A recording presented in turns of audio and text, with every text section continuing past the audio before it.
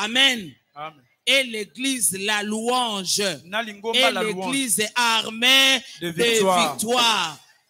Likambonini esilaka te.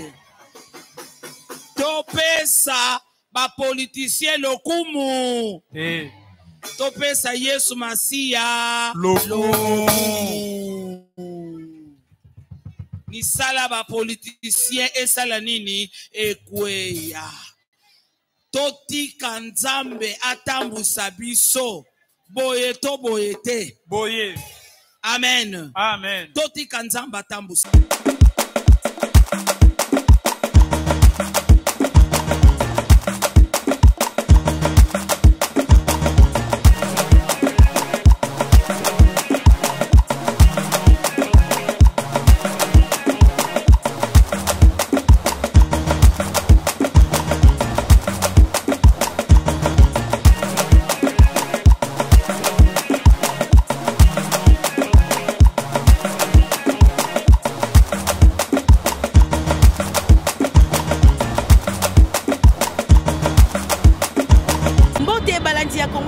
Télévision, tout tombe le semaine et là, mobile, aux alliés partout dans le monde entier, vraiment, Nzamenalola, abatté la bino, Nenka Tolobaka, Biso, na Congo Lisanga, église au milieu du village, les Lopenza, Toroso, la Penza, Mingi, na Italie, actualité aux Oleka, Namboka, Napso Congo et surtout, na milliers d'églises.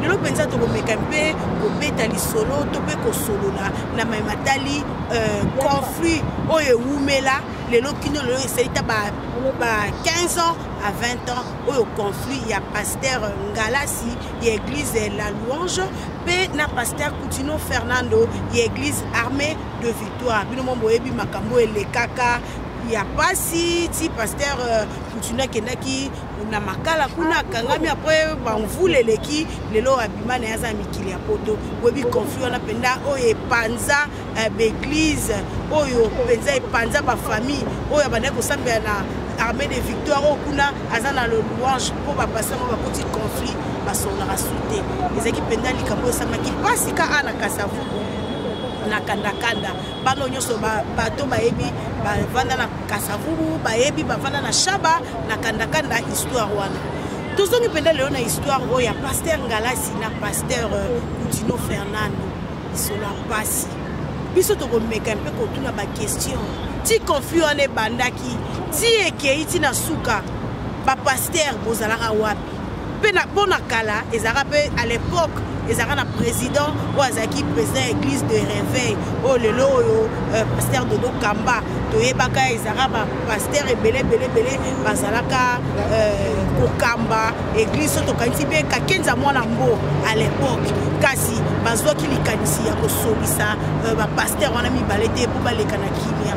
Comment se fait-il bana na nzambe bango bazalo kwa bazalo kwa ba berger biso tozalo kwa ba brebis koyoka nesate abongo biso entre nous le fidèle et kozalo lenge boni polikambo e salama ya pasteur Ngalasi na pasteur Coutinho ezaki kamoko ya passe oyebi ko ezaki conflit parcellaire oyo ti pasteur Coutinho église ekolongo na kanda pasteur Ngalasi ya ekozwa église wana pasteur Coutinho lelo akoma na ngiri biso tozobeta c'était 20 ans après ba pasteur bazaki wapi po ba yokanisa le deux pasteurs wana po bazaki pasteur po basaki succès à mboka biso Congo o pena soki ozana problème oyoki prédication na ye milimo ya bato ezalaki kobikisama ba famille bazalaki kokangolama même na pasteur Ngalasi pe na pasteur Coutinho lelo oyo so bomoi biso toye liboso ya ba poste téléviseur na bino pona kolobela bino likamba pasteur Ngalasi c'est que moi loko moko ezoko ningana lelo tomoni après bané ebele conflit entre pasteur Ngalasi na pasteur Coutinho oyo ata basala nzambe moko te bazoki likanisi ya koyokanisa bango kasi lelo tomoni mwana ya pasteur Ngalasi na kombo ya maître Jimmy Ngalasi oyo azwi penda souci pe likanisi wana ya koboma moto ya kokende kokutana na mama Emi Coutinho webi bien église et à armée de victoire et comme kokamba mingi na maman Emi Koutino vraiment moi si makasi longo nyana maman depuis pasteur Koutino akota ki makala ti abimi ti lelo zakaka ozo telemisa église armée de victoire zakaka ndenge ezalaka na kala na kasavu kasi likanisi ya malamu pasteur Emi Koutino azo sala penza ndenge azo continuer toujours kokoba l'église armée de victoire tozongi moi si maneta uti koloba wa mwana ya pasteur l'autre moni maître Jimmy Ngalasi wazali mwana ya pasteur Ngalasi azwi likanisi ya kokutana na mama Emi Koutino po ameka mpe koboma moto oyo epelaka mvula na mvula entre pasteur Koutino na pasteur Ngalasi omoni akikokuta na mama Emi po basolola mais biso tokotuna mwana sali likanisi ya malamu ebongo bino ba pasteur oyo bozana kati na église na bozoko kamba awa na ville ya Kinshasa na République démocratique du Congo pona nini bozoka likanisi wana te vraiment ezali pasi ko ba pasteur bozo te ya biso bolingo bozo te ya biso tozala en communion tozala en fraternité mais bino moko bosala rango te boyokani ezate na ba pasteur oh ba pasteur ezakaka azo mwa dim na ye azo mwa offrande na ye wana eza malamu mais boyokani ezali te entre ba pasteur pasteur Kakienza pasteur Sonika Futa pasteur Jean Bosco so na bina tanga so pasteur ebele bozalaka wapi na série wana po boyokanisa le deux pasteurs et kota ba conflit makambo ebele lelo pe ba famille ezala divisé po mwana ya pasteur Koutino na banza rolinga pasteur Ngalasi te po eta o lelo pasteur Koutino akoma nango ba ko akize na ni pasteur Ngalasi ti papa la bango kotaka makala mais bino ba pasteur bozalaka wapi biso pena lelo tozoko telemelaka ba pasteur bolingo entre bino ezalité mais bino bozalaka pona kozwa mbongo epa wanzimi mais bolingo ezalité tout ce que nous bolanda nanu extrait oyo ya mama Emi Koutino na maître Jimmy Ngalasi ndenga mekaki pe koloba na tina ya likambo wana o likambo ya pasi ba pasteur boza mitema mabe totiki maître Jimmy pe mama Emi Koutino bolanda et puis tozongi bonasi et pambola makate amen. Bien-aimé, il y a de cela presque 2 semaines, j'ai reçu la famille de Papa Ngalasi qui est venu me voir. J'ai appelé Papa Archie. Nous avons besoin de la réconciliation.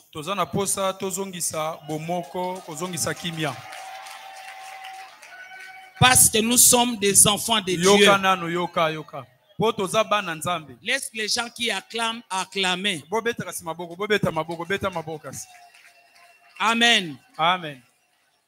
Bien-aimé, la Bible déclare, nous sommes la lumière du monde. Amen. Amen. Thierry Ndunga beleli awa mwinde salani. Epela. Alléluia. Amen. Et vous savez, les deux leaders. Bakambimi.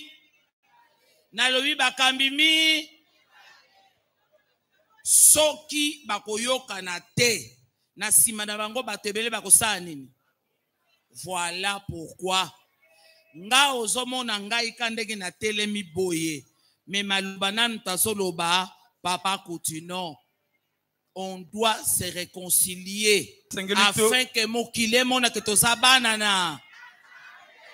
Est-ce que quelqu'un peut acclamer ça? Alléluia. Amen.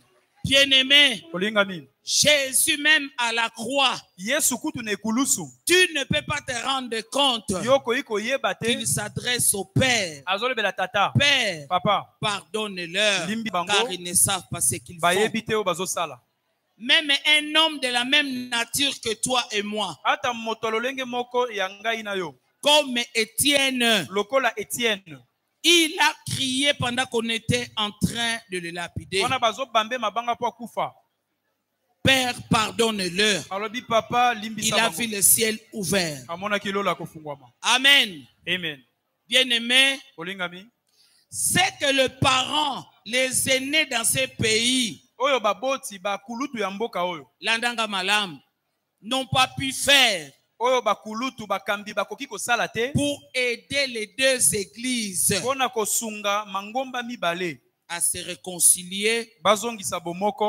Nous voyons, il y a un enfant qui s'est levé, qui a parlé profondément à son père. Et il a pris rendez-vous avec moi. Il m'a parlé profondément.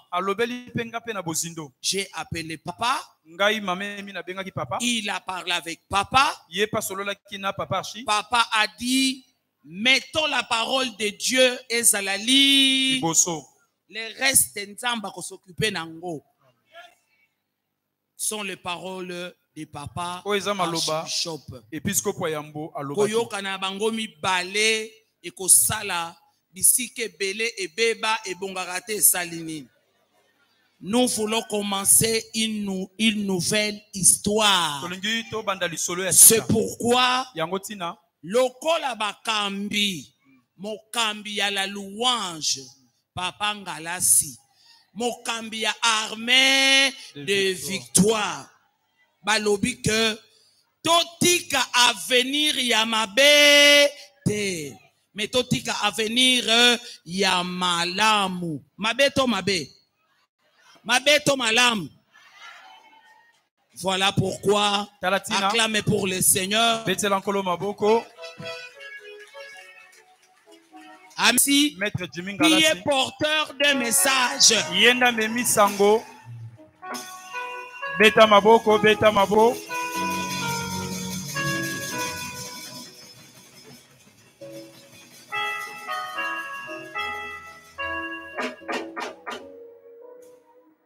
Amen, amen. Si nous sommes dans la joie et que nous sommes réellement les enfants de Dieu et qu'ici nous sommes les enfants de Papa Archi et que le message que Papa Archi a toujours prôné, la libération de l'église de réveil entre les mains des politiques. Gloire, gloire, gloire, gloire.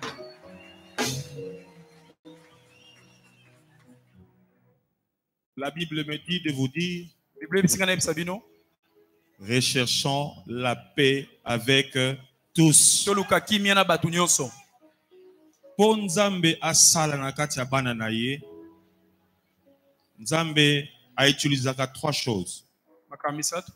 Dieu utilise le temps. Dieu utilise les circonstances et Dieu utilise pas selon les calculs des humains. Dieu utilise pas selon les pensées des humains. Dieu n'a pas besoin de consulter même ton père biologique. Dieu n'a pas besoin de consulter même ton chef hiérarchique. Lorsque Dieu veut consulter la personne pour laquelle il veut faire passer un message, et c'est que j'ai retenu ce matin, c'est que maman Emi a dit, Bakolo Basala, ba pasteur Baleki, ba papa Nabiso Bameka, kasi bakoka ata mokolo moko pour réconcilier l'église yo te. C'est pour dire que Dieu connaît l'instrument par lequel il peut passer.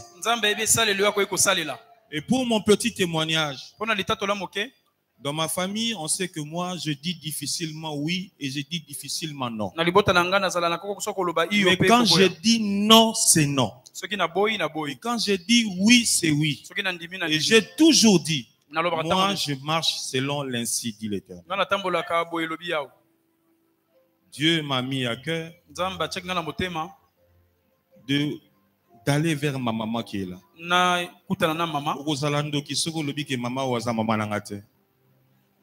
Okozalando ki soko lobi ke mama oyo azaka ka mama ya grâce, azaka ka mama ya indiste, to azaka ka mama ya atara ou encore Eliel, c'est ma mère. Et ce que vous avez vu dans les réseaux sociaux, et ça réellement maman na moi nanaye. Dieu me dit tu vas aller vers ta mère. C'est toi que j'ai choisi pour faire ce travail. Les voies de Dieu sont insondables. Aujourd'hui, dans ma propre famille, j'ai compris qui Dieu utilise et qui Dieu n'utilise pas. Je dis dans ma famille biologique, j'ai compris qui Dieu utilise et qui Dieu n'utilise pas. Dieu me dit tu vas aller. Il y a de ceux qui sont allés voir Papa Abraham Galassi. Ils ont parlé avec lui. Ce que j'aime en ces papas-là, il dit taisez-vous, regardez. Et c'est la même chose que Papa Archie a dit. Il dit taisons-nous, regardons de l'avant. Pour être court, je voudrais passer un message. Pour tout ce qui a dérangé l'œuvre de Dieu, la Bible dit il y eut un temps où les gens étaient en pleurs. Il y eut un autre temps où les gens étaient dans la joie. Vaut mieux la fin d'une chose que son commencement. Pour tout ce qui s'est passé, gloire.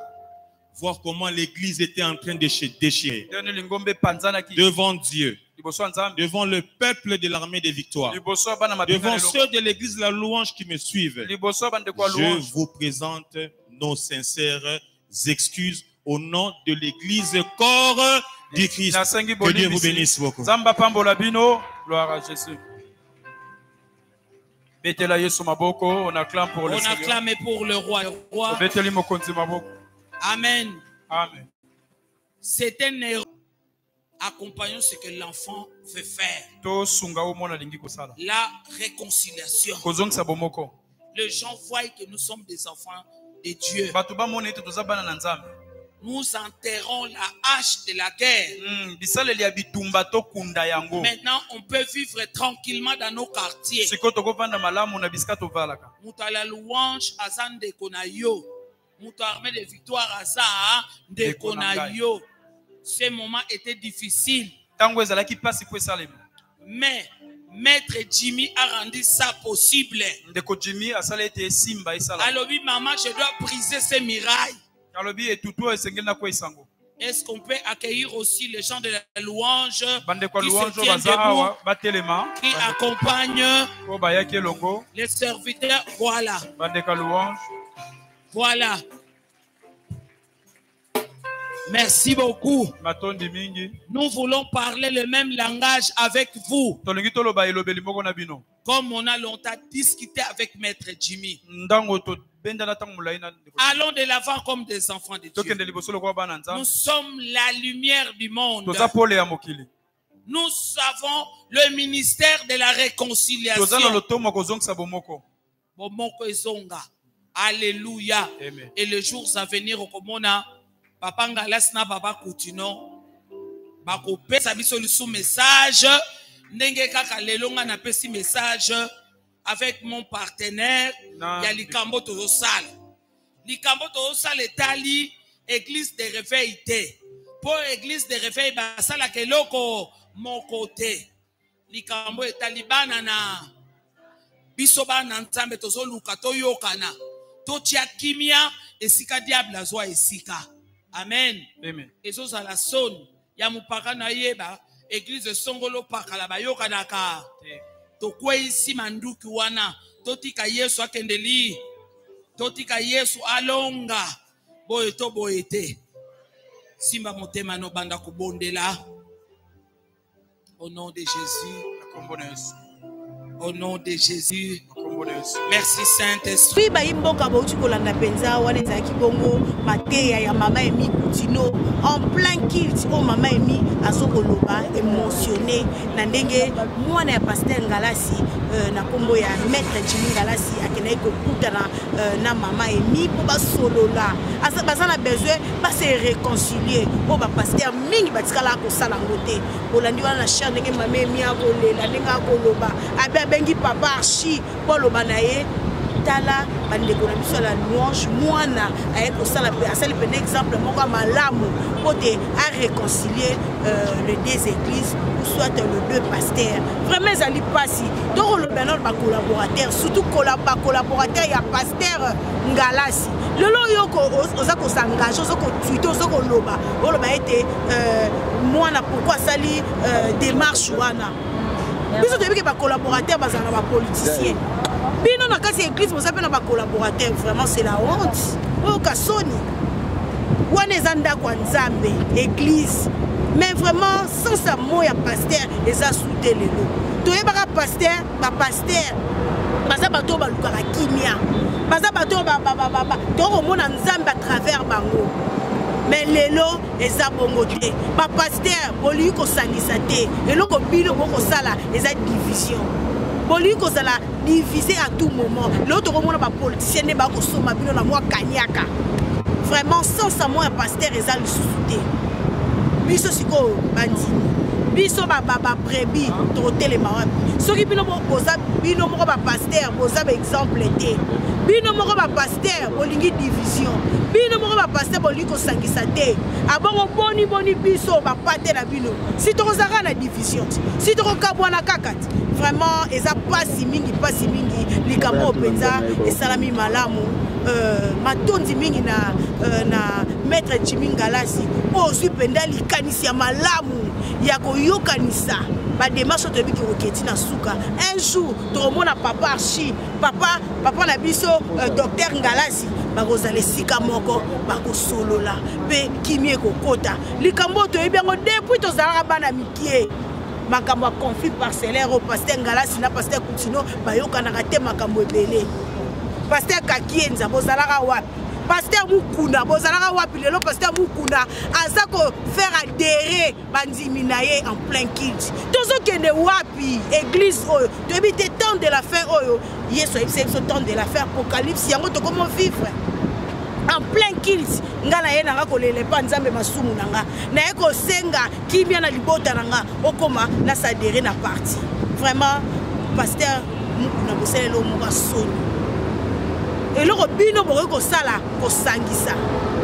likanisi mwana mboka Jimmy Ngalasi asui ezaki nde likanisi na bino mais bino tema boza bino kana pona ko diviser pona ko régner malamu mais kanya kaka nezo bomisa bino po likanisi on ezaki likanisi ko zwa kala tango soupe papa na biso Coutinho pasi ezoki na makala engeko zwa ete omoteke za mabe ma pasteur vraiment sans sa mot il y a pasteur do mona ngo susute ba koti sibino na kati ya bokoti na kati ya kindumba bokoti na kati ya sorcellerie politique mais bino makambo ebele un pasteur c'est na politique mais bino le boko miko zers botika botika ba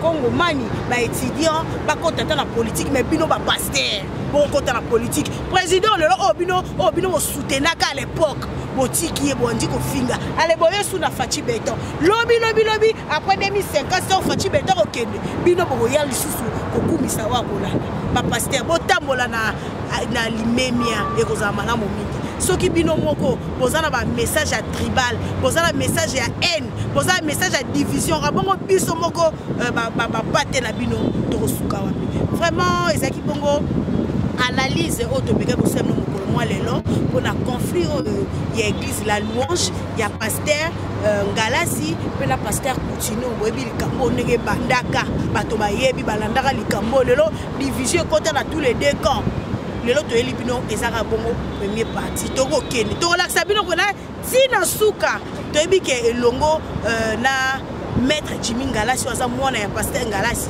to mona penda pasteur Coutinho na pasteur Ngalasi boza isika moko omona ngona ba image vraiment matondi mingi na baonyo simande ko landa biso partout dans le monde entier à travers Congo Lisanga to kosenga mno toujours pour s'abonner massivement pour aimer pour partager ma vidéo na biso ko za malamu mingi biso ba awa penda to ko lobera bo solo soki ba pasteur boko mona mabe boko tout libaku na pe moto na pe na moi ba point faible mais likambo ko sa so pasi ba pasteur boli su ko sangisa te boli ko diviser o mona ozo sunga moi libota bo o servitude ozo meka pe ko sala bo o muto za sorcellerie ko sunga ete ba pasteur boza la base ya ba shekelelo na mboka bana mingi ba mili bana za pour le pasteur o mwana mobile no za ndoki o mwana bolelo makambo belé ba conflit belé so ko takati ya libota les appels mingi et ko uta na église na bino et ko uta na bino ba pasteur vraiment maître Jimmy Ngalasi matondi mingi na yo continue toujours na démarche et to ebike ko aboutir ne loka malamu pasteur Ngalasi na pasteur Coutinho on va appeler Sikamoko matondi mingi to ko toujours pour s'abonner massivement pour aimer pour partager ma vidéo na biso matondi mingi na mon vieux Jean Paris la pomba depuis Lausanne JBB papa social na pesi bambote mon vieux David Olito, un tonton doux de caractère bambote. Merci Kabao Nyoso Bazaki na sima caméra Francis Matondi mingi na sima caméra. Ngala noso kinza mazongi te to kutani na mikoza.